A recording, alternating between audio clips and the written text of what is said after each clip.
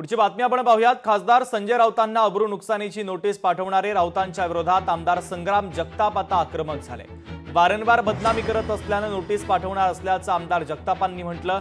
ठाकरेंच्या शिवसेनेचे शहर प्रमुख किरण काळेवर बलात्काराचा गुन्हा दाखल झाला असून काळेला कोतवाली पोलिसांनी अटक केली आहे। दरम्यान किरण काळे यांनी पुराव्यानिशी रस्त्याचे घोटाळे बाहेर काढल्यानं त्यांच्यावर खोटा गुन्हा दाखल करण्यात आल्याची प्रतिक्रिया खासदार संजय राऊतांनी व्यक्त करत महायुती सरकारवर निशाणा साधला होता। त्यामुळे संग्राम जगताप राऊतांच्या विरोधामध्ये चांगलेच आक्रमक झाले। पण आज जे राऊत साहेब बोललेत कुठेतरी वेगवेगळ्या घोटाळ्याच्या बाबतीमध्ये आयटी पार्क असेल कुठं असेल, हा काय घोटाळा आहे हा त्यांनी मुळात समजून घेतला पाहिजे। त्यामुळे त्यांनी आमच्यावर जो आरोप केलाय त्याच्या बाबतीमध्ये आम्ही त्यांना कायदेशीर प्रक्रियेमध्ये आम्ही ते आमच्या वकिलाच्या मार्फत नोटीस पाठवणार आहोत। आणि वारंवार अशी जर कोणी बदनामी करत असेल राजकीय पद्धती आम्ही समजू शकतो, एखादा माणूस काहीतरी राजकीय टीकाटिप्पणी करतं, कायदेशीर नोटीस अब्रू नुकसानी दावा नोटीस आम्ही पाठवणार आहोत।